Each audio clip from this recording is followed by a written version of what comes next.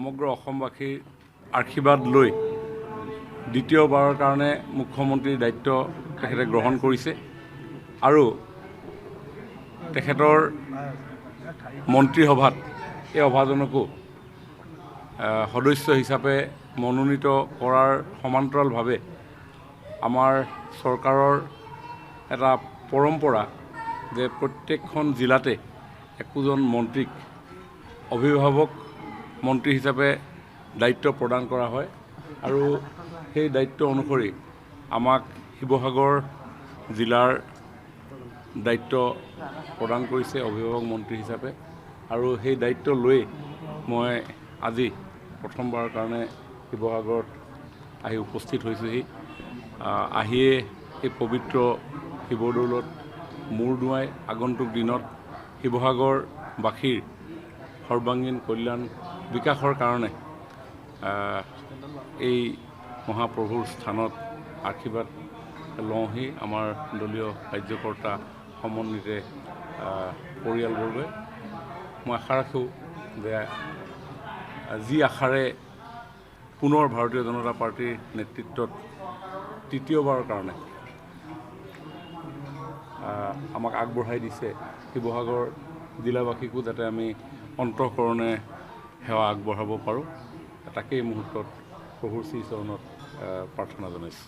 হয়, আমাৰ বিকাশ আৰু বিৰাসত এই দুইটা সমান্তৰালভাৱে আগুৱাই যাব লাগিব।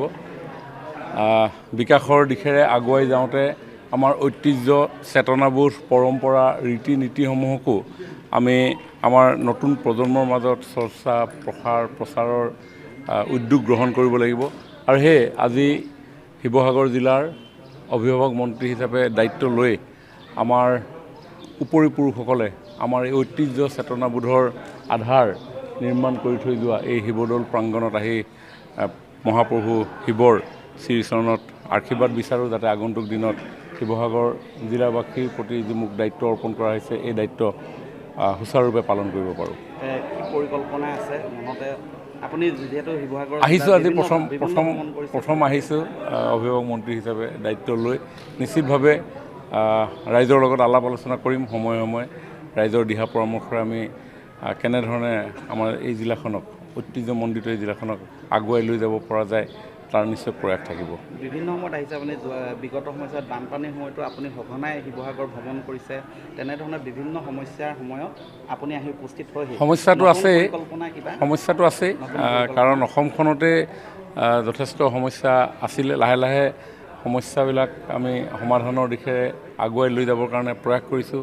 মাননীয় মুখ্যমন্ত্ৰী ডাঙৰীয়াৰ নেতৃত্বত মাননীয় প্ৰধানমন্ত্ৰী নৰেন্দ্ৰ মোদী ডাঙৰীয়াৰ মাৰ্গদৰ্শনেৰে মই ভাবোঁ যে আমাৰ ঐতিহাসিক এই শিৱসাগৰ জিলাৰ এই ঐতিহ্যমণ্ডিত ৰূপ আমি বিশ্ববাসীৰ আগত তুলি ধৰিবৰ কাৰণে আগন্তুক দিনত প্ৰয়াস কৰিম। যিহেতু আপোনালোকে ইতিমধ্যে গম পাইছে যে আমাৰ উপৰিপুৰুষসকলৰ মৈদামস্থলী চৰাইদেউক ইতিমধ্যেই আমাৰ চৰকাৰৰ বিশেষ প্ৰচেষ্টাৰ ফলত আজি ইউনেস্কোৰ ৱৰ্ল্ড হেৰিটেজ চেণ্টাৰ হিচাপে আজি ঘোষণা কৰা হৈছে। মোৰে সৌভাগ্য আছিলে যে ফ্ৰান্সত গৈ ইউনেস্কোৰ হেড অফিচৰ পৰা সেই প্ৰমাণপত্ৰ কঢ়িয়াই লৈ আনিবলৈ। গতিকে আমি নিশ্চয় সকলো ৰাইজৰ সহযোগত আমাৰ উপৰিপুৰুষসকলে নিৰ্মাণ কৰি থৈ যোৱা এই শিৱসাগৰখনৰ ঐতিহাসিক মূল্যমান আমি নিশ্চিতভাৱে লাহে লাহে আমি আগুৱাই লৈ যাব পাৰিম। বিভিন্ন সম্ভ্ৰান্ত অসমৰ ইতিহাস জড়িত হৈ থকা এখন ঠাই, গতিকে আমি সকলোৱে দায়বদ্ধতাৰে এই শিৱসাগৰখনক আগুৱাই লৈ যাবই লাগিব। সমস্যা আছে ডেফিনেটলি, কিছু ক্ষেত্ৰত শাসকীয় দলৰ এজন বিধায়ক থাকিলে লাভ হয়, হয়তো শিৱসাগৰৰ ৰাইজে সেইটো কথা অনুভৱ নকৰিলে হ'বলা।